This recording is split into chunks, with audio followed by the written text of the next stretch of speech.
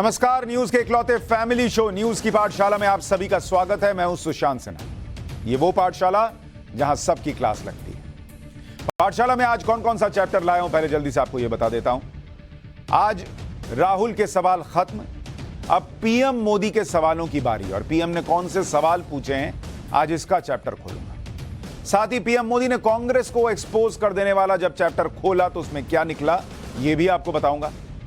नेहरू परिवार में गांधी सरनेम बापू का नहीं है तो किसका है? आप सुनते ना, राहुल गांधी, सोनिया गांधी। ये गांधी कहां से आया अगर ये बापू के परिवार से जुड़ा हुआ नहीं है तो? इंदिरा, राजीव, राहुल, सबके नाम के आगे गांधी कहां से आया, आज आपको बताऊं। करे कोई भरे कोई, देश का वो खतरा जिससे मोदी टेंशन में है, आज उसका चैप्टर भी होगा। फिर भिखारी पाकिस्तान की वो बेइज्जती दिखाऊंगा जो आज तक किसी की नहीं हुई होगी। ये लोग भी बार बार बेइज्जती कराते हैं, इनको चैन नहीं मिलता, अब तो अल्टीमेट लेवल की बेइज्जती कराई है। साथ ही पाकिस्तान का दोस्त मोदी ने एक झटके में कैसे अपना बना लिया, वो भी बताऊंगा। रूस भारत की वो डील जो हो गई तो दुनिया चेकमेट हो जाएगी। और आखिर में पीएम मोदी का वो प्लान जो 1 लाख का हीरा 25,000 में दिलवाएगा, कैसे, आज आपको पाठशाला में बताऊंगा। लेकिन पाठशाला में सबसे पहले दिन भर की खबरों का रिवीजन, उसके बाद पहला चैप्टर।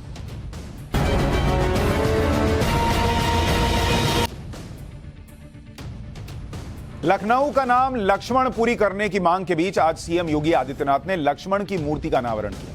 इस मौके पर रक्षा मंत्री राजनाथ सिंह मौजूद रहे। यह मूर्ति लखनऊ एयरपोर्ट के बाहर के हिस्से में लगाई गई है। ब्रॉन्ज से बनी हुई 12 फीट की मूर्ति है। दिल्ली में मेयर का चुनाव होना है, एक बार फिर इसके लिए नई तारीख तो मिल सकती है। दिल्ली सरकार ने एलजी को नया प्रस्ताव भेजा है। इसमें 13 या 14 फरवरी को मेयर का चुनाव करा लेने की मांग की गई है। 3 बार तो हो चुका और हो नहीं पा रहा है चुनाव। 6 जनवरी, 24 जनवरी, 6 फरवरी को हंगामे की वजह से मेयर का चुनाव टल चुका है। देहरादून में भर्ती घोटाले को लेकर छात्रों का आज उग्र प्रदर्शन हो गया। प्रदर्शन कर रहे लोगों की पुलिस के साथ झड़प हो गई। भीड़ ने पुलिस पर पथराव शुरू कर दिया। इसके बाद पुलिस ने छात्रों को खदेड़ने के लिए लाठीचार्ज किया, जिससे वहां अफरा तफरी मच गई। प्रदर्शनकारी छात्र भर्ती घोटाले की सीबीआई जांच की मांग पर अड़े हुए हैं। कर्नाटक के तुमकुर से रोड एक्सीडेंट की रोंगटे खड़े कर देने वाली तस्वीर सामने आई। एक तेज रफ्तार ट्रक ने एक बाइक को रौंद दिया। ट्रक को अपनी ओर आता देख युवक समय रहते बाइक से कूद गया। इस भीषण टक्कर में उसकी जान बाल बाल बची। बीजेपी ने आज त्रिपुरा विधानसभा चुनाव के लिए संकल्प पत्र जारी किया, जिसे आप मैनिफेस्टो कह सकते हैं। इस मौके पर पार्टी अध्यक्ष जेपी नड्डा और त्रिपुरा के मुख्यमंत्री माणिक साह मौजूद रहे। बीजेपी ने राज्य में दोबारा सत्ता में आने पर आदिवासी इलाकों के लिए अधिक स्वायत्तता का वादा किया। बीजेपी के संकल्प पत्र में सभी के लिए 5 रुपए की भोजन योजना की बात कही गई है। इस योजना का नाम धार्मिक गुरु अनुकूल चंद्रा के नाम पर रखा गया है। त्रिपुरा में सभी 60 सीटों के लिए 16 फरवरी को वोटिंग होनी है। नागपुर में भारत और ऑस्ट्रेलिया के बीच पहला टेस्ट मैच शुरू हो गया और पहले ही दिन भारत हावी रहा। पहले दिन का खेल खत्म होने तक भारत ने 1 विकेट पर 77 रन बना लिए और इससे पहले टॉस जीतकर बैटिंग करने ऑस्ट्रेलिया उतरी, लेकिन 177 पर ऑल आउट हो गई। भारत की तरफ से रविंद्र जडेजा, जो इंजरी के बाद कमबैक कर रहे हैं, उन्होंने 5 विकेट लिए, अश्विन ने 3। पाठशाला में दिन भर के रिवीजन के बाद आज का पहला चैप्टर, जिसमें बात होगी पीएम मोदी के आज के सवालों की। कल लोकसभा में बोलते हुए पीएम मोदी ने राहुल गांधी और विपक्ष के सवालों का जवाब दिया था, लेकिन आज बारी पीएम मोदी के सवालों की। वो कौन से सवाल थे जिन्होंने कांग्रेस और विपक्ष को एक्सपोज कर दिया? करे कोई भरे कोई की वो कौन सी समस्या है जिससे पीएम मोदी टेंशन में है? और नेहरू परिवार के नाम में लगा गांधी सरनेम अगर महात्मा गांधी के परिवार का नहीं है तो फिर कहां से आया? आज इसका चर्चा।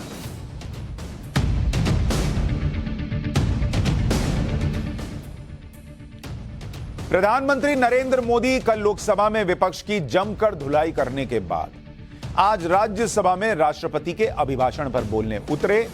तो लोग सोच रहे थे कि आज क्या ही बोलेंगे, कल तो सब बोल दिया।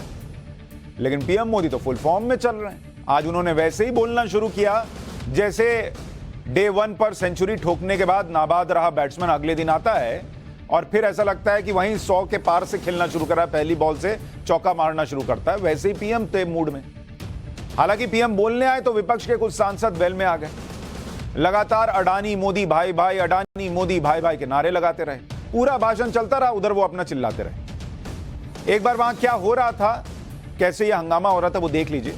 फिर प्रधानमंत्री ने क्या कहा, इस पर आऊंगा। Honorable members, honorable members, honorable members, take your seat. Honorable members, honorable members, honorable members, take your seat.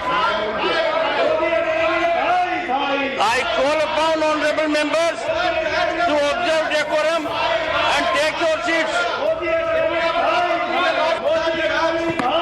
Honorable members, honorable members, honorable members. तो अभी पीएम ने बोलना शुरू भी नहीं किया था कि विपक्ष ने हंगामा शुरू कर दिया राज्यसभा में। हालांकि पीएम मोदी पर इस नारेबाजी का कोई असर पड़ा नहीं। यह वैसे ही था कि जैसे विपक्ष पर आरोप लगता है कि मोदी देश में काम करते रहते हैं और विपक्ष सिर्फ हंगामा करता रहता है, वही आज राज्यसभा में भी दिख गया। वेल में जो सांसद पीएम की पूरी स्पीच के दौरान नारे लगा रहे थे, वो भी बारी बारी से नारे लगा रहे थे, थक जा रहे थे भाई। नारे लगा रहे थे लगातार तो थक जा रहे थे। तो प्रधानमंत्री मोदी ने इस पर चुटकी लेते हुए कहा कि एक मोदी देखो कितनों पर भारी पड़ रहा है। एक बार वो सुनिए, फिर आगे की बात। आजाद भारत का जो सपना है, उन सपने को पूरा करने के लिए हम संकल्पबद्ध होकर के चले। और आदरणीय सभापति जी, देश देख रहा है, देश देख रहा है, एक अकेला कितनों को भारी पड़ रहा है, एक अकेला कितनों को भारी पड़ रहा है। लेकिन जो लोग खुद नेहरू के परिवार के हैं, वो अपने नाम में गांधी क्यों लगाते हैं? नेहरू क्यों नहीं लगाते अगर नेहरू को इतना महान मानते हैं? क्या ये भी कहा गया कि सरकार की योजनाओं को उनके नामों को लेकर के आपत्ति उठाई? कुछ लोगों को ये भी परेशानी है कि नामों में कुछ संस्कृत टच है, बताइए, इसकी भी परेशानी। आदरणीय सभापति जी, मैंने किसी अखबार में पढ़ा था, मैं कोई वेरीफाई तो नहीं किया है, और रिपोर्ट कह रही थी 600 जितनी सरकारी योजनाएं सिर्फ गांधी नेहरू परिवार के नाम पे है।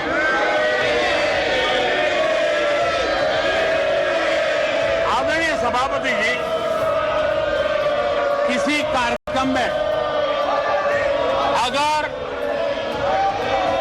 नेहरू जी के नाम का उल्लेख नहीं हुआ तो कुछ लोगों के बाल खड़े हो जाते हैं,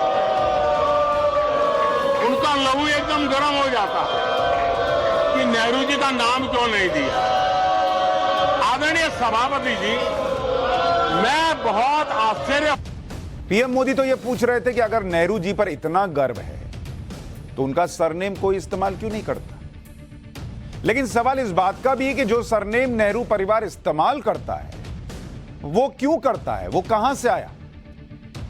इंदिरा नेहरू इंदिरा गांधी कैसे हुई और फिर पूरे परिवार के नाम के आगे गांधी ही क्यों लगता चला रहा है? इसे समझने के लिए पहले नेहरू परिवार का फैमिली चार्ट आपको दिखाता हूं। आज जरा इसकी भी बात करते हैं, क्योंकि प्रधानमंत्री ने यह विषय उठाया, तो जरा इस पर भी देश को जानकारी देते हैं। यह है फैमिली चार्ट, मतलब किस तरह से कौन किस तरह से आई है परिवार का, जिसको फैमिली ट्री कहते हैं। तो सबसे पहले अगर आप देखें तो मोतीलाल नेहरू हो गए, यहां से शुरू करते हैं, अब इसके पीछे नहीं जा रहा हूं, यहां से तो सबको पता है मोतीलाल नेहरू। इनके बेटे जो हो गए वो हो गए जवाहरलाल नेहरू, ये भी सबको पता है कि जवाहरलाल नेहरू मोतीलाल नेहरू के बेटे थे। इनकी बेटी थी इंदिरा नेहरू, भाई इनका नाम पहले इंदिरा नेहरू ही था, इंदिरा नेहरू थी, बचपन में इंदिरा नेहरू लिखती थी। पढ़ाई के लिए कलकत्ता गई, शांति निकेतन गई, इसमें ट्विस्ट है। अब इनके बेटे हुए दो, राजीव गांधी और संजय गांधी, ये भी आपको पता है, दो बेटे हुए। इनकी पत्नियां हो गई सोनिया गांधी और मेनका गांधी, और इनके बच्चे हो गए, राजीव गांधी के दो बच्चे हो गए, राहुल गांधी और प्रियंका वाड्रा गांधी हो गई हैं आजकल, क्योंकि पति के नाम के साथ साथ उन्होंने गांधी भी लगा रखा है, उसको छोड़ा नहीं उन्होंने। और संजय गांधी के बेटे हो गए वरुण गांधी, वरुण गांधी। तो ये फैमिली ट्री है।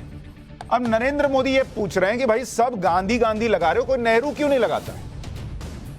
तो उसकी वजह यह बताई जाती है कि भाई इंदिरा जी ने शादी कर ली फिरोज गांधी से, इसलिए वो गांधी सरनेम आया। तो पहली चीज तो यह क्लियर हो गई कि भाई ये गांधी बापू वाला गांधी नहीं है, महात्मा गांधी वाला गांधी नहीं है। ये गांधी आया है फिरोज गांधी से, यहां से आया है, फिरोज गांधी से।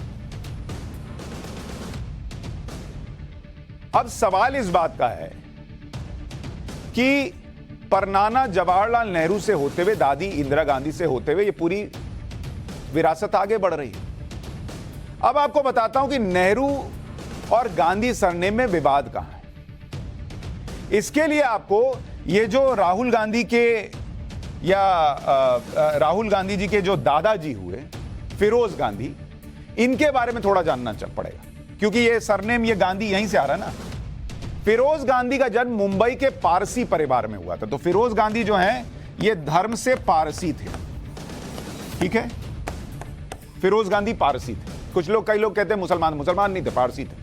और उनके पिता का नाम क्या था? इनके पिता का नाम था फिरोज गांधी के फरीदून जहांगीर, बहुत ध्यान से सुनिएगा, इनके पिता का नाम था फरीदून जहांगीर गांधी।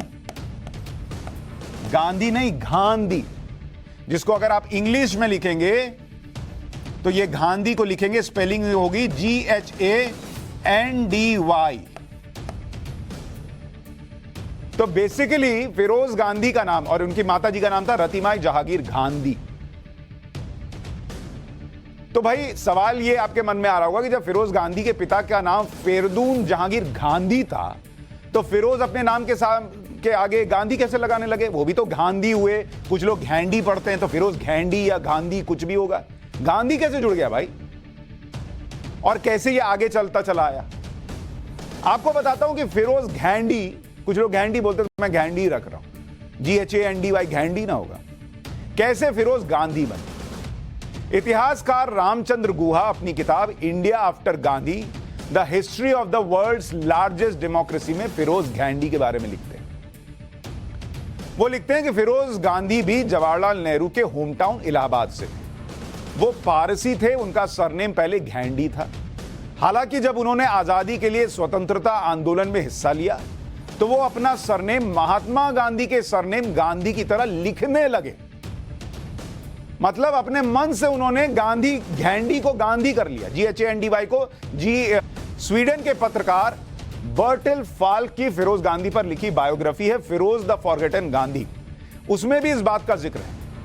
फिरोज गांधी के पिता का सरनेम गांधी था, गांधी या घैंडी था। किताब के मुताबिक फिरोज के पिता फरीदून जहांगीर घैंडी गुजरात के भरूच में मरीन इंजीनियर थे। वो पारसी समुदाय के धार्मिक व्यक्ति थे। फिरोज उनकी 5वीं और अंतिम संतान थे। जब वो कुछ ही महीने के थे तो उनके रिश्तेदार शिरीन कमिश्नरिएट से ने उन्हें गोद ले लिया था, और शिरीन डॉक्टर थी और इलाहाबाद में रहती थी। तो मोटे तौर पर इतिहासकारों को पढ़ने के बाद यह तथ्य निकल कर आता है कि दरअसल राहुल गांधी के दादाजी फिरोज जहांगीर गांधी ने अगर अपने सरनेम की स्पेलिंग ना बदली होती, अगर उन्होंने ये घैंडी ही इस्तेमाल किया होता, इसको गांधी ना किया होता, तो आज की डेट में आप जो नाम पढ़ रहे होते, वो आप नाम पढ़ रहे होते इंदिरा घैंडी, GHANDY। आप नाम जान रहे होते राजीव घैंडी। आपको पढ़ाया गया होता कि इनके भाई थे संजय घैंडी। फिर आप बहुओं के नाम सुनते, सोनिया गांधी जो है वो आपको पता होता कि उनका नाम सोनिया घैंडी है, मेनका गांधी है, घैंडी। ये आपको पढ़ाया गया होता, ये आप सुन रहे होते। राहुल गांधी जिनको आप सुनते हैं, उनको आप बुलाते कि राहुल घैंडी है। और फिर आखिर में आप सुनते कि प्रियंका जी की शादी हो गई, लेकिन उनके नाम में आज भी लगा है प्रियंका वाड्रा घैंडी। तो ये उनका नाम होता अगर फिरोज गांधी ने घैंडी को गांधी ना कर लिया होता। घेंडी से गांधी बन गए। लेकिन इतना तो स्पष्ट है कि नेहरू परिवार के साथ लगा ये गांधी जो पहले घेंडी था, वो महात्मा गांधी के परिवार वाला गांधी नहीं है। अब सवाल इस बात का है कि जब इंदिरा गांधी ने पति फिरोज गांधी का सरनेम लिया तो क्या उनका धर्म भी अपनाया, क्योंकि वो तो पारसी थे? और अगर नहीं तो फिर राहुल गांधी जो खुद को हिंदू बताते वो हिंदू परिवार से हुए या दादा फिरोज गांधी की वजह से पारसी हुए? क्योंकि राहुल गांधी तो खुद को हिंदू बताते हैं। राहुल गांधी खुद कह चुके हैं कि उनका गोत्र दत्तात्रेय है। दत्तात्रेय कौल हैं और कौल कश्मीरी ब्राह्मण होते हैं। ये राहुल गांधी खुद बता चुके हैं। जनेऊधारी बोलते हैं ना सब, कांग्रेस पार्टी में उनको बोलते हैं। और इस पर तब बीजेपी ने सवाल भी उठाया था कि राहुल गांधी दत्तात्रेय गोत्र से कैसे हो सकते, जबकि उनके दादा फिरोज गांधी हिंदू नहीं थे। हिंदू परंपरा में किसी शख्स को उसका गोत्र पिता की विरासत से मिलता है, मां की तरफ से नहीं आता है गोत्र। तो सवाल यह है कि क्या फिरोज गांधी ने इंदिरा जी से शादी के बाद हिंदू धर्म अपना लिया था? इसके बारे में वरिष्ठ पत्रकार विनोद मेहता की किताब द संजय स्टोरी के मुताबिक फिरोज गांधी ने हिंदू धर्म अपना लिया था। रूढ़िवादी हिंदू विचारों से बचने और कानूनी मुसीबत से बचने के लिए उन्होंने ऐसा किया। इंदिरा और फिरोज ने कश्मीर में हनीमून मनाने के बाद सिविल मैरिज की थी।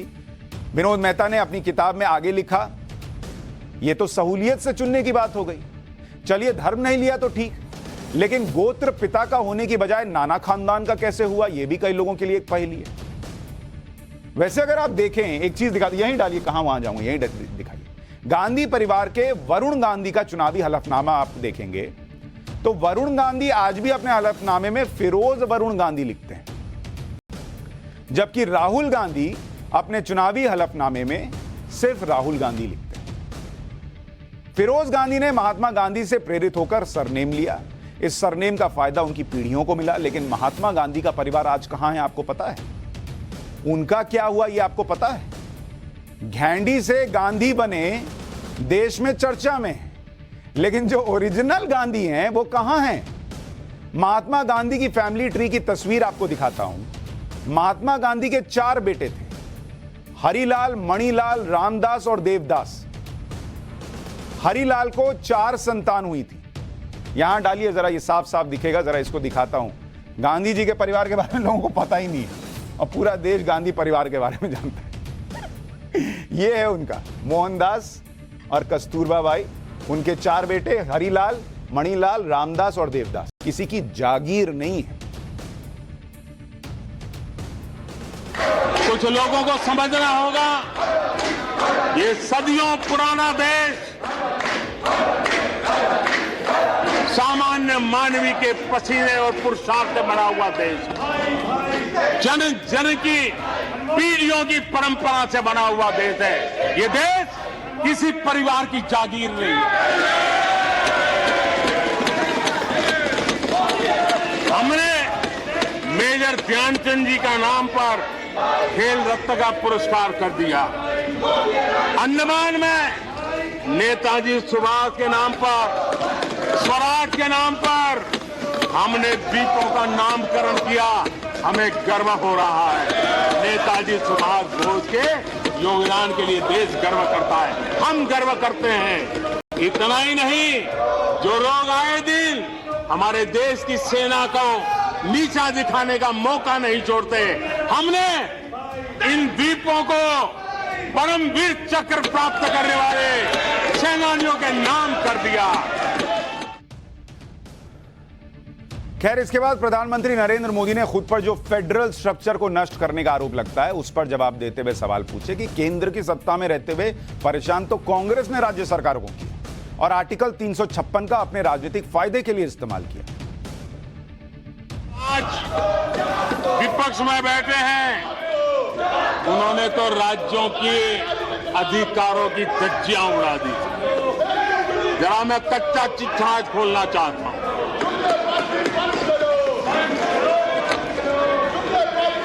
जरा इतिहास उठा करके देख लीजिए,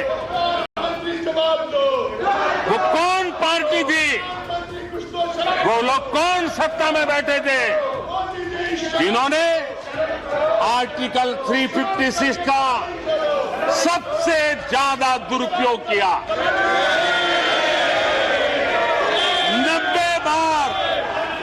90 बार चुनी हुई सरकारों को गिरा दिया। कौन है वो? कौन है जिन्होंने किया?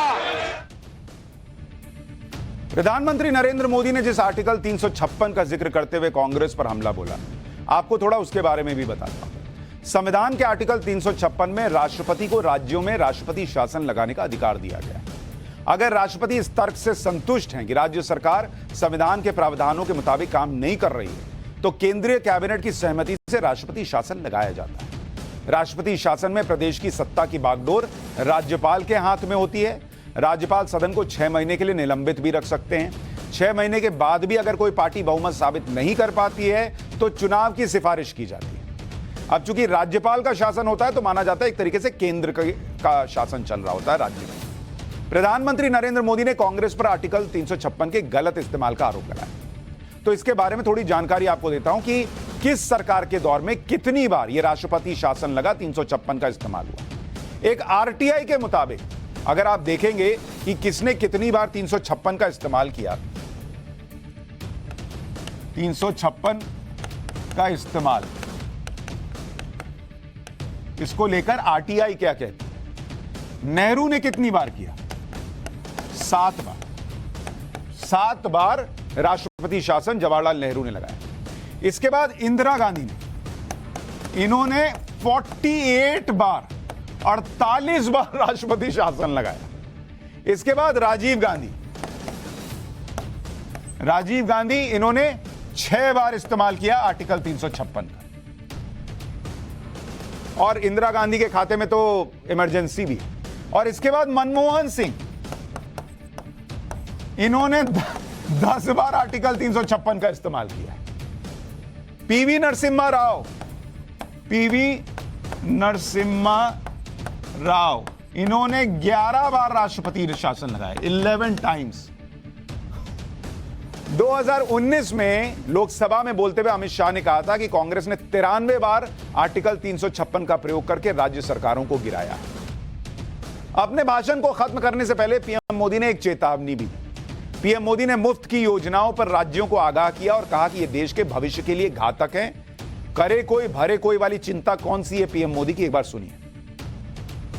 आज देश में आर्थिक नीतियों की जिनको समझ नहीं है, जो 24 घंटा राजनीति के सिवा कुछ सोचते नहीं है, जो सत्ता के खेल खेलना यही जिनको सार्वजनिक जीवन का काम दिखता है, उन्होंने अर्थनीति को अनर्थ नीति में परिवर्तित कर दिया। मैं उनको चेतावनी देना चाहता हूं और मैं इस सदन की गंभीरता के साथ उनसे कहना चाहता हूं कि अपने रिस्पेक्टिव स्टेट को जाके समझाएं कि ये गलत रास्ते पर न चले जाए। हम हमारे पड़ोस के देशों का हाल देख रहे हैं कि वहां पर क्या हाल हुआ है। अनाप शनाप कर्ज लेकर के किस प्रकार के देशों को डुबो दिए गए। आज हमारे देश में भी तत्कालीन लाभ के लिए अगर भुगतान करेगा तो आने वाली पीढ़ी करेगी। हम तो इतना ही नहीं, आज प्रधानमंत्री मोदी को क्यों कहना पड़ा कि पिछली सरकारों ने अनाप शनाप कर्ज लेकर देशों को डुबा दिया। आस पड़ोस में वो कह रहे हैं कि भाई किस तरह से देश डूबे, और अपने यहां भी कह रहे हैं कि किस तरह से देश का बेड़ा गर्क किया। आज इस बात का उदाहरण आपको देता हूं ऑयल बॉन्ड को समझाकर। ये जो आज पेंशन स्कीम की दरअसल वो बात कर रहे थे कि ओल्ड पेंशन स्कीम जो है कुछ लोग ला रहे हैं चुनाव जीतने के लिए, ये सोचते हुए अरे कल को कोई और भरेगा, अभी तो जीत जाए चुनाव। ये करे कोई भरे कोई का हिसाब कैसे होता है, इसको आप ऑयल बॉन्ड से समझिए। महंगे तेल का बोझ जनता पर न पड़े इसलिए सरकार ऑयल बॉन्ड सब्सिडी के एवज में तेल मार्केटिंग कंपनियों को दे देती है। ये ऑयल बॉन्ड तुमसे हम ले लिया और तुमको जो है सब्सिडी के बदले ऑयल बॉन्ड दे दिया, ये बाद में तुमको पेमेंट कर देंगे। और इधर पब्लिक को बोला देखो तुमको पेट्रोल महंगा नहीं होने दिया। जैसे बहुत से लोग अपने जानकार दुकानदार से कहते हैं ना खाते में लिख लेना, उसी तरह ये ऑयल बॉन्ड 15 या 20 साल जैसी लंबी अवधि में मैच्योर होते हैं, तब पेमेंट करना होता है। सरकार तेल कंपनियों को इन बॉन्ड पर ब्याज भी चुकाती है जो देश पर बहुत भारी पड़ता है। सरकार सोचती है कि अपनी सरकार बढ़िया से 5 साल चल जाए, आगे का बोझ दूसरी सरकार उठाएगी। कौन है, कब है, क्या पता। यही चलता आ रहा था 2005 से। जिस ऑयल बॉन्ड के बारे में आपको बता रहा हूं, ये कमोवेश वही चीज है जो अभी पेंशन स्कीम में चल रही है। ऑयल बॉन्ड, ये देखिए यूपीए के जमाने में कैसे इस्तेमाल हुआ था इसका। 2005 से 2012 के बीच 1,44,000 करोड़ का ऑयल बॉन्ड इन लोगों ने जारी कर दिया। 1,44,000 करोड़ का। क्यों? क्योंकि उस वक्त पेट्रोल की कीमत इनसे संभल नहीं रही थी, तो क्या करते, उधर तेल कंपनियां डूब जाती, तो इनको ऑयल बॉन्ड दे दिया कि आगे तुमको भर देंगे। यूपीए सरकार ने इसमें से चुकाए कितने? यूपीए ने कितने चुकाए? मात्र 10,000 करोड़, मात्र 10,000 करोड़। और 1,34,000 करोड़ किसके लिए छोड़ के गए? नरेंद्र मोदी के लिए। नरेंद्र मोदी का जो भी अगला आता वो चुकाता। उस वक्त इन्होंने सोचा कि अब अभी का देखो बॉस, जो आएगा वो देखेगा, वो भरेगा, वो भर रहे हैं नरेंद्र मोदी। हर साल औसतन 10,000 करोड़ रुपए चुकाने पड़ रहे हैं और अब तक चुकाए 1,00,000 करोड़ रुपए जो है कब तक बाकी का चुकाना है? वो 2026 तक चुकाना है। अगर यूपीए सरकार ने देश के ऊपर ये भारी बोझ, आर्थिक बोझ न छोड़ा होता तो ये 1,00,000 करोड़ रुपए दूसरे विकास कार्यों में खर्च हो सकते हैं। आज ये बोझ देश की जनता चुका रही है। इसलिए पीएम मोदी को कहना पड़ रहा है कि करे कोई भरे कोई। यही सिस्टम ये लोग ओल्ड पेंशन स्कीम के साथ कर रहे हैं। आज लेना हो यार, आज तो अपनी सरकार बनाओ, अब कोई भरेगा जो आएगा, क्योंकि तुरंत तो लोग रिटायर होंगे नहीं। तो आज प्रधानमंत्री नरेंद्र मोदी ने कई गंभीर सवाल उठाए हैं। विपक्ष के सवालों के तो जवाब मिल गए, लेकिन ये वो सवाल हैं जिनके जवाब देश को भी सोचने हैं। पाठशाला में अब पाकिस्तान की उस बेइज्जती का चैप्टर जो आज तक किसी देश की नहीं हुई।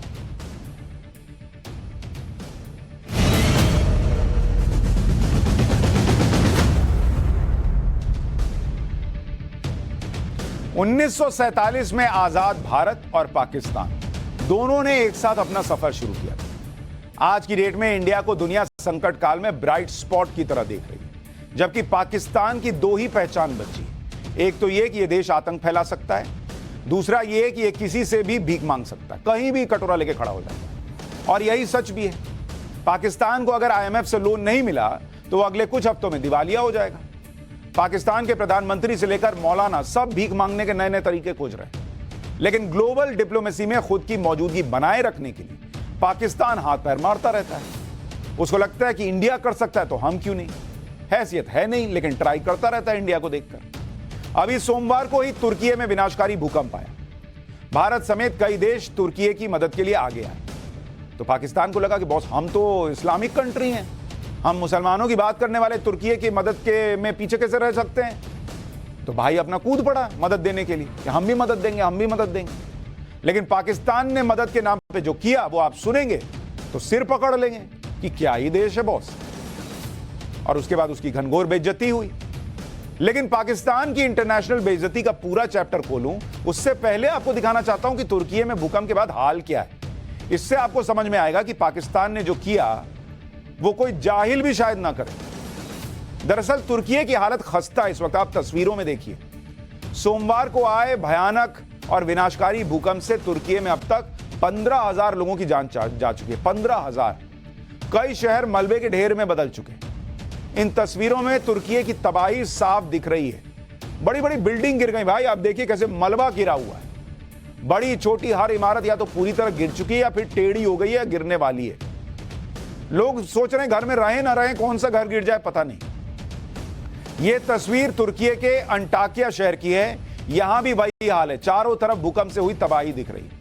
अभी भी मलबे में कई लोग फंसे हुए हैं जिनको निकालने की कोशिशें की जा रही है। यह तस्वीर अब आप जो देख रहे हैं यह मरास शहर की है, जो भूकंप से सबसे ज्यादा प्रभावित इलाकों में से एक है। भूकंप का केंद्र गाजियांतेप शहर था जहां सबसे ज्यादा तबाही हुई थी। मरास, अंटाकिया और नूरदगी शहर में भी भूकंप से भारी तबाही मची।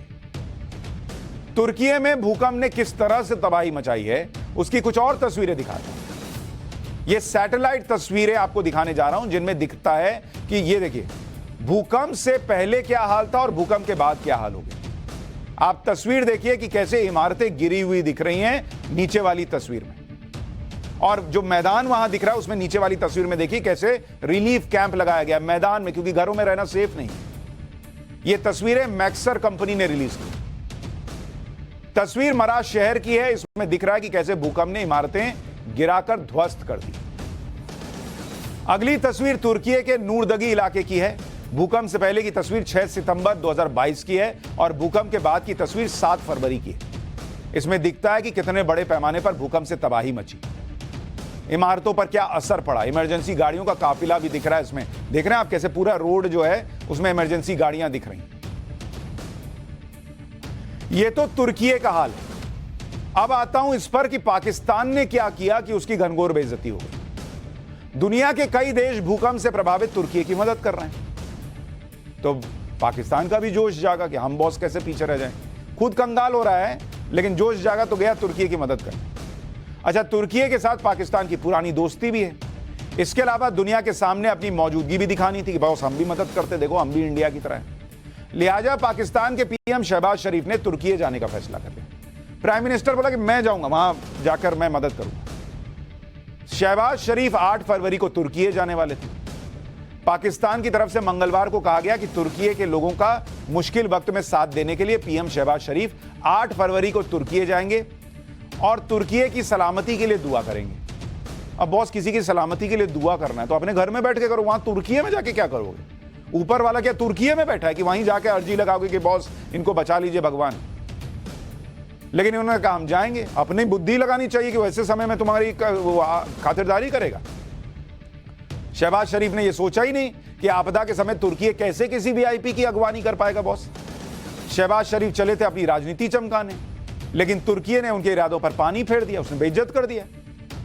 भाई तुर्की ने साफ कह दिया कि आपदा के समय किसी विदेशी मेहमान का स्वागत नहीं कर पाएंगे।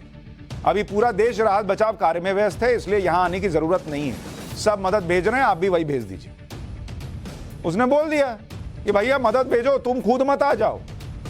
और तुर्की गलत भी नहीं है भाई, वो अपने लोगों को बचाएगा कि तुम्हारी खातिरदारी करेगा। किसी देश का प्राइम मिनिस्टर आएगा तो उसमें सिक्योरिटी लगाओगे, उसकी मदद करोगे कि अपने लोगों को बचाओगे। तो उसने सामने से पाकिस्तान को मना कर दिया कि यहां आने की कोई जरूरत नहीं है। अब किसी देश के प्राइम मिनिस्टर की इससे ज्यादा क्या बेइज्जती होगी कि वो कह रहा मैं जाऊंगा और सामने वाला कह रहा कि भैया यहां मत आना, मदद भेजनी है तो भेज दो। दुनिया के सामने अपनी बेइज्जती छिपाने के लिए पाकिस्तान ने क्या कहा कि प्रधानमंत्री शहबाज शरीफ ने तुर्की में भूकंप के बाद जारी राहत और बचाव कार्यों को देखते हुए अपना दौरा रद्द कर दिया। अरे भाई, तो जब जाने का बोले थे तब बचाव और राहत कार्य नहीं चल रहा था।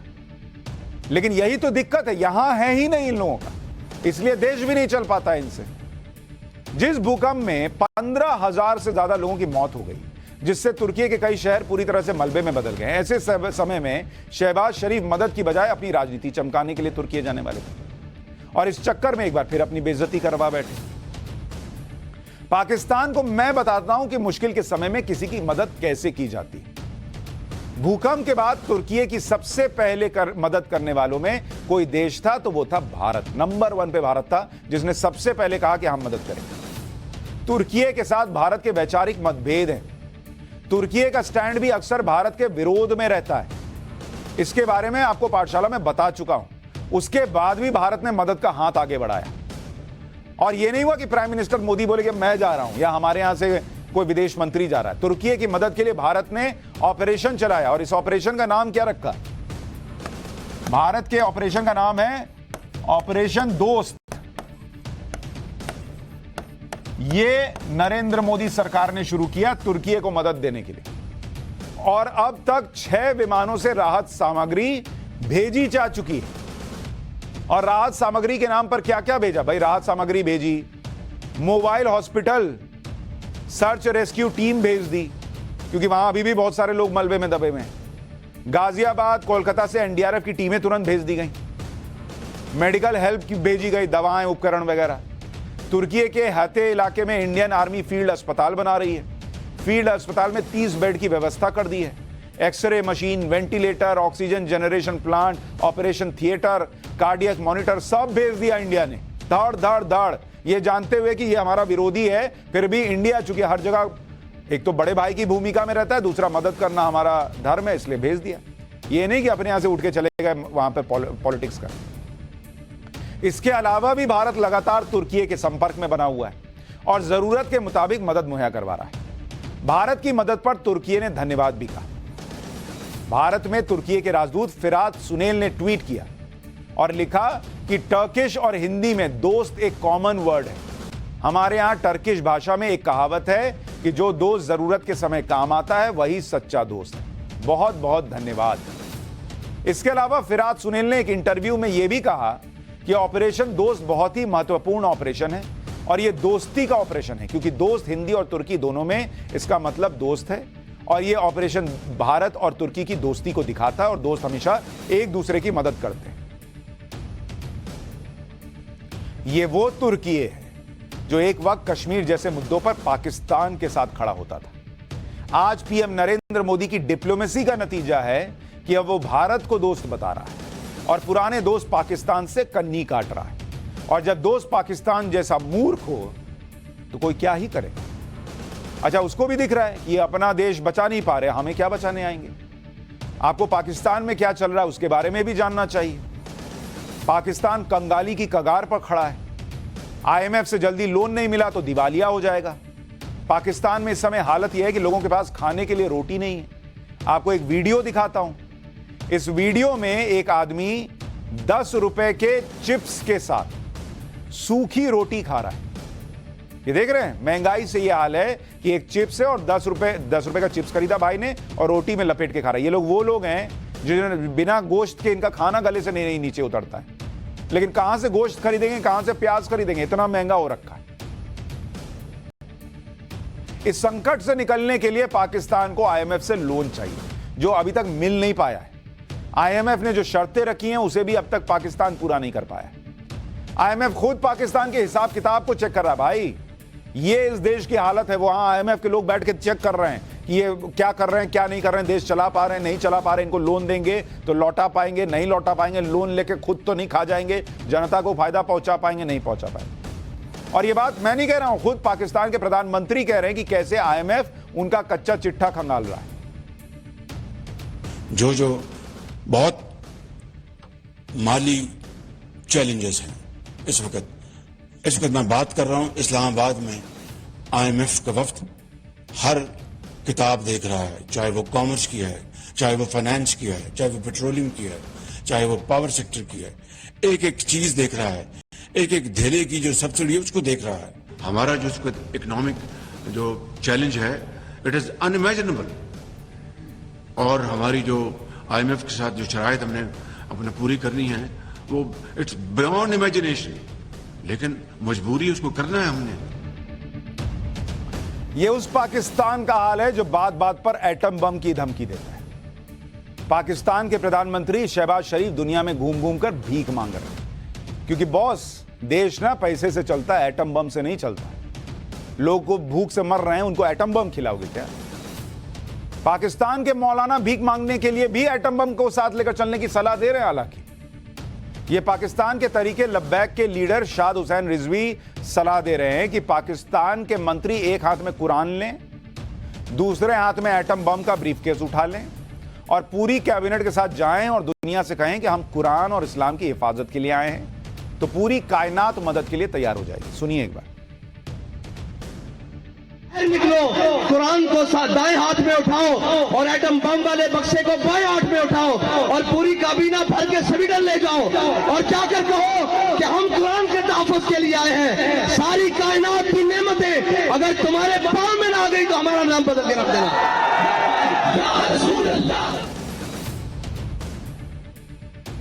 भाई, कुरान की हिफाजत के लिए चल रहे हो तो स्वीडन क्यों जाओगे और एटम बम का ब्रीफकेस लेके क्यों जाओगे? ये यहां भी धमका के भीख लेने की बात कह रहे हैं। अगर ऐसा ना हो तो मेरा नाम बदल देना। भाई, ऐसा नहीं होगा, तुम अपना नया नाम सोचना शुरू कर दो। ऐसा नहीं होता है। इस बीच पाकिस्तान थोड़ा स्मार्ट बनने का भी प्रयास कर रहा था तो धरा गया। पाकिस्तान ने अपनी स्थिति सुधारने के लिए आईएमएफ से लोन मांगने के अलावा यूक्रेन को हथियार बेचना शुरू कर दिया उसने साइड बाय साइड। पाकिस्तान ने अक्टूबर, दिसंबर और जनवरी 2023 में यूक्रेन को हथियार भेज दिए। अब पाकिस्तान यूक्रेन को 159 कंटेनर हथियारों की सप्लाई करेगा। इसमें 155 mm तोप के गोले, स्नाइपर राइफल की बुलेट शामिल है। ये कंटेनर BBC वेसुवियस नाम के जहाज से पोलैंड के रास्ते यूक्रेन भेजे जाएंगे। इसके अलावा पाकिस्तान ने यूक्रेन से T-80 UD टैंक्स की मेंटेनेंस का 710 करोड़ रुपए का सौदा कर लिया है। यहां पाकिस्तान डबल गेम खेल रहा है, यूक्रेन को हथियार बेच रहा है और आटे की किल्लत दूर करने के लिए रूस से आटा खरीद रहा है। 10 जनवरी को रूस से 35,000 टन गेहूं पाकिस्तान आया था। इस डबल गेम से रूस भड़क गया, पाकिस्तान को चेतावनी दे रहा है कि भारत में रूस के राजदूत हैं। उन्होंने कहा कि पाकिस्तान जिस तरह से यूक्रेन को हथियारों की सप्लाई कर रहा है उस पर रूस की नजर है बॉस। कह रहा है देख रहा हूं, हथियारों के मूवमेंट पर भी रूस करीब से नजर रख रहा है। रूस ने सीधे सीधे पाकिस्तान को चेतावनी दी है कि जो तुम कर रहे हो वो हम देख रहे हैं, हमसे छिपा नहीं है। अगर पाकिस्तान इसी तरह से यूक्रेन को हथियार बेचता रहा तो उसके नतीजे पाकिस्तान को भुगतने पड़ेंगे। यानी यहां भी पाकिस्तान को लेने के देने पड़ गए। अच्छा, भारत में रूस के राजदूत डेनिस एलिपोव ने यूक्रेन को हथियार बेचने पर पाकिस्तान से जो कहा उससे पाकिस्तान को अपनी हैसियत का भी अंदाजा हो गया होगा। इसके अलावा रूस के राजदूत ने भारत को लेकर क्या कहा वो भी पाकिस्तान को जानना चाहिए और आपको भी। रूस के राजदूत ने कहा कि हम लगातार कहते रहे कि हम पाकिस्तान के साथ अपने संबंधों में कभी भी भारत के लिए नुकसान पहुंचाने वाला कुछ नहीं करेंगे। इस्लामाबाद के साथ हमारे रक्षा संबंध हैं, लेकिन ये बहुत सीमित हैं। रूस पाकिस्तान में अपनी आर्थिक मौजूदगी बढ़ाना चाहता है, लेकिन रूस कभी ऐसा कुछ नहीं करेगा जिससे भारत के हित प्रभावित हो। मतलब रूस क्लियर कट कह रहा है कि इंडिया मेरी प्रायोरिटी है, पाकिस्तान तुम्हारी हमको जरूरत है, थोड़ी बहुत तुम्हारे हम आएंगे, उससे ज्यादा कुछ नहीं। इंडिया को धोखा देके तुम्हारे साथ नहीं जाएंगे। रूस ने पहली बार पाकिस्तान को इस तरह से झटका नहीं दिया, बल्कि इससे पहले सस्ती दर पर तेल खरीदने के लिए पाकिस्तान के सपने को भी रूस ने ही तोड़ा था। पाकिस्तान ने पिछले साल दिसंबर में रूस से तेल पर डिस्काउंट देने की अपील की। पाकिस्तान ने कहा था कि जैसे भारत को रूस डिस्काउंट दे रहा है, सस्ते दर पर तेल दे रहा है, बाकी वैसे पाकिस्तान को भी दे दे। तो रूस ने पाकिस्तान को सस्ती दर पर तेल बेचने से मना कर दिया। रूस ने कहा था कि वो बड़े देशों को जिनकी इकोनॉमी मजबूत और स्थायी है उनको डिस्काउंट ऑफर कर सकता है, क्योंकि रूस को भी पता है ना भाई, एक तो वैसे ही वो युद्ध में है, वहां अर्थव्यवस्था गड़बड़ाई हुई है। इस भिखारी को देंगे, कल को ये पैसा देने से मना कर देगा, फिर कहां से लाएंगे? तो उसको देने से मना कर देगा। हट, इंडिया को इसलिए दे रहे हैं क्योंकि इंडिया चमक रहा है। पाकिस्तान को एक के बाद एक बेइज्जती के थप्पड़ पड़ रहे हैं। रूस ने धमकाया तो अमेरिका भी पाकिस्तान को झटका दे रहा है। अमेरिका जिसे पाकिस्तान अपना करीबी मानता है और अमेरिका भी पाकिस्तान को मदद करता रहा है, वही अमेरिका पाकिस्तान के उन आतंकी संगठनों को सजा दिलाने की बात कर रहा है जिन्होंने 2008 में मुंबई पर आतंकी हमला किया। अमेरिकी विदेश विभाग के प्रवक्ता नेड प्राइस हैं, वो बोल रहे हैं कि मुंबई पर आतंकी हमला करने वालों और इसके पीछे काम करने वाले आतंकी संगठनों को इसकी सजा मिलेगी। इस हमले में निर्दोष लोगों की जान गई थी, हमले की साजिश रचने वालों को छोड़ा नहीं जाएगा।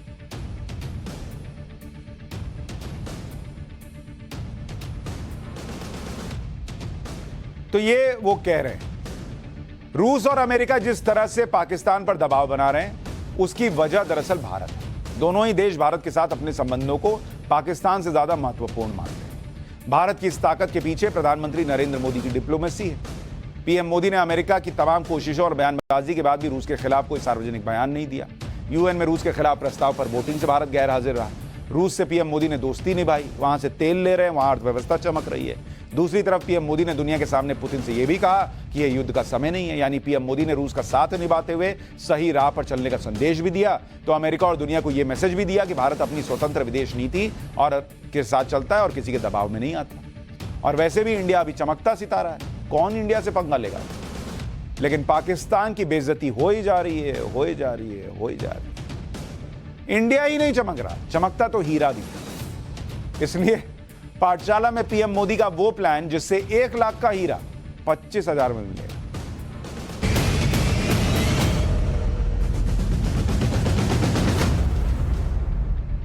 हीरे के बारे में सोचकर अक्सर दिमाग में यही आता है कि ये बहुत महंगी चीज है, ये अपने बजट की बात नहीं है। बहुत से लोग तो डायमंड की ज्वेलरी के अरमान को गोल्ड की ज्वेलरी से पूरा करते हैं।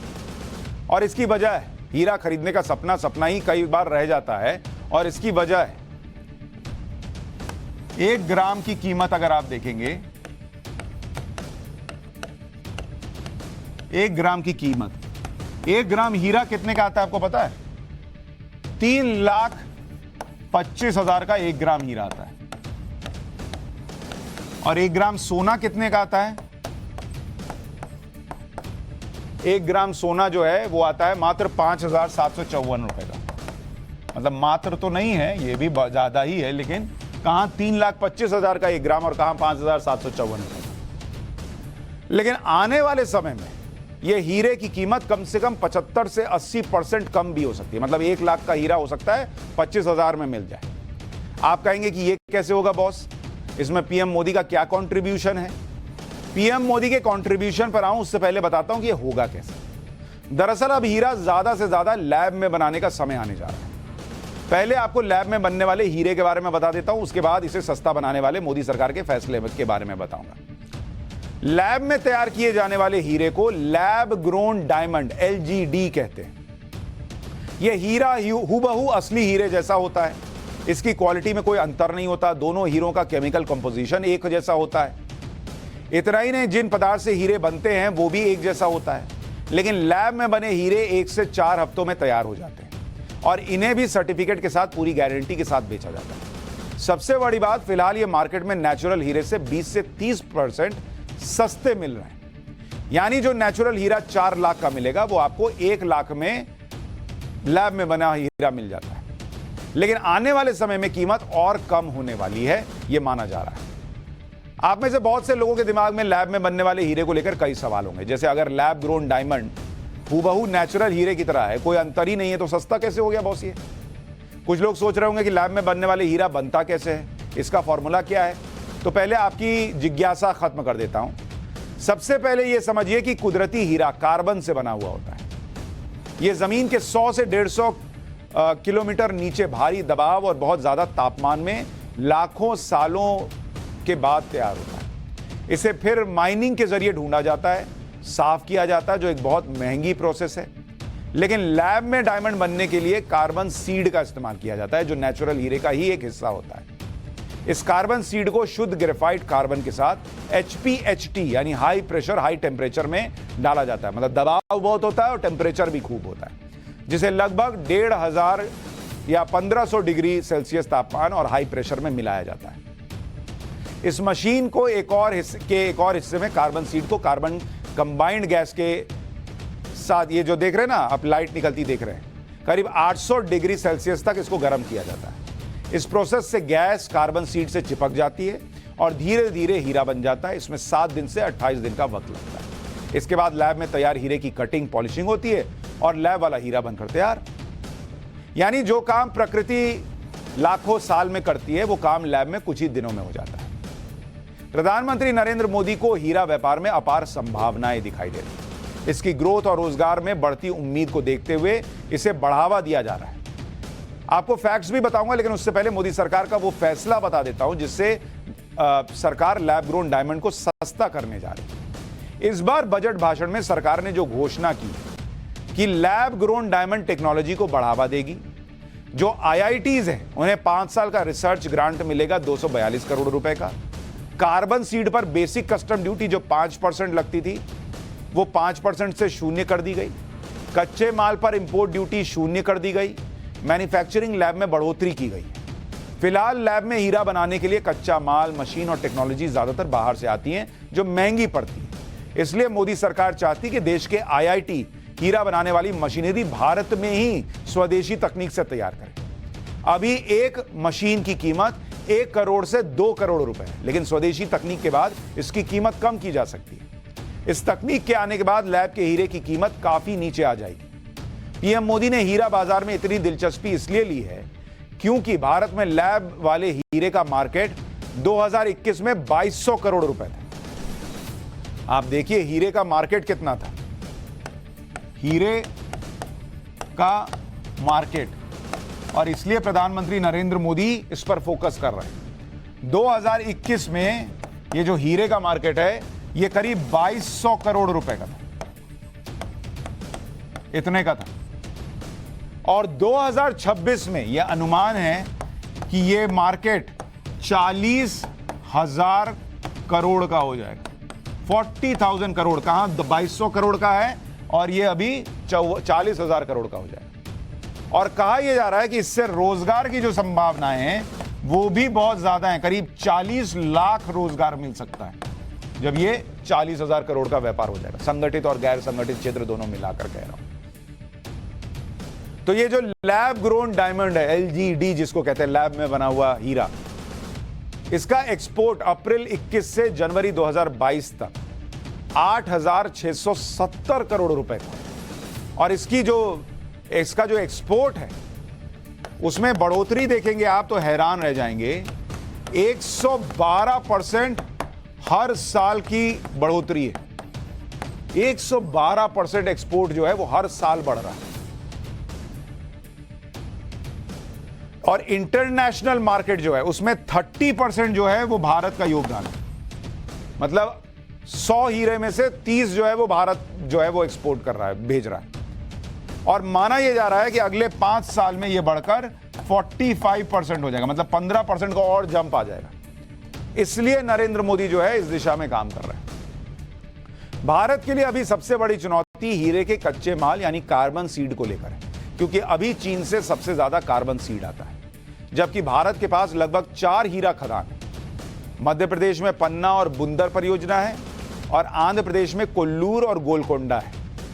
गोलकोंडा की खदान से ही कोहिनूर नाम का प्रसिद्ध हीरा निकला था। कोहिनूर तो सब सुने रहते हैं, कोहिनूर का हीरा, कोहिनूर। इन खदानों में नेचुरल हीरा जरूरत के हिसाब से नहीं निकल रहा है। इसके अलावा भारत का लैब में बना हीरा बाजार बढ़ने का दूसरा पहलू यह भी है कि दुनिया भर में नेचुरल हीरा कम हो रहा है, जिसकी वजह से पिछले कुछ सालों में हीरे की खपत धीरे धीरे कम होने लगी और कीमत बढ़ती जा रही है। जब हीरा ही कम है तो ज्यादा महंगा बिकेगा।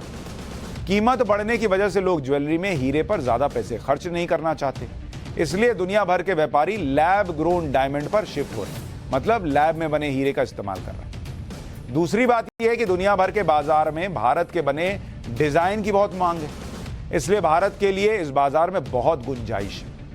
अब अगर हमारे यहां तो भाई हम चांद पे सबसे सस्ता यान भेज देते हैं, चंद्रयान सबसे सस्ता तो हम ही ने बनाया ना। तो अगर यहां पर IITs काम करेंगी, सरकार प्रोत्साहन दे रही है, तो अगर मशीनें सस्ती बन गई, बाहर से रॉ मटेरियल मंगा रहे हैं वो सस्ता हो गया, ये 1 लाख का हीरा 25 का 20,000 में भी मिलने लग जाएगा।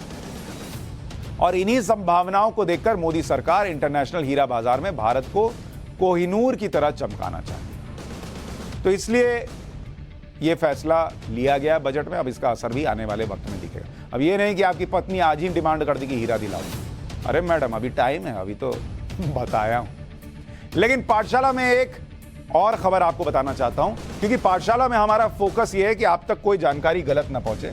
मैंने अभी 2 दिन पहले आपको एक खबर दिखाई थी 7 फरवरी, जिसमें अडानी विवाद से जुड़ी एक खबर के दौरान हमने गौतम अडानी की कई कांग्रेस नेताओं के साथ कुछ तस्वीरें दिखाई थी और कहा था कि भाई इनके साथ फोटो है तो कुछ गलत हो गया क्या, मोदी जी के साथ फोटो निकली। इनमें एक तस्वीर केरल के पूर्व मुख्यमंत्री ओमान चांडी के साथ है, अडानी जी की। उसको उस दिन मैंने गलती से मधुसूदन मिस्त्री जी बोल दिया, क्योंकि मधुसूदन मिस्त्री जी की भी कुछ फोटो आप साइड से देखेंगे तो ऐसे ही दिखते हैं, तो वो मधुसूदन मिस्त्री बोल दिया था। ये ओमान चांडी है, पूर्व सीएम केरल के, ये भी कांग्रेस के ही नेता है। तो इसलिए चूंकि पाठशाला में हमारा ट्रैक रिकॉर्ड है कि हम बहुत मेहनत से रिसर्च करके लाते हैं, कुछ जानकारी आप तक गलत ना पहुंचे, इसलिए इसको ठीक कर दिया। अगली बार ये फोटो देखिएगा तो मधुसूदन मिस्त्री को नहीं, ओमान चांडी को याद कीजिएगा। पाठशाला में आज के लिए इतना ही। कल फिर मुलाकात होगी रात 8:50।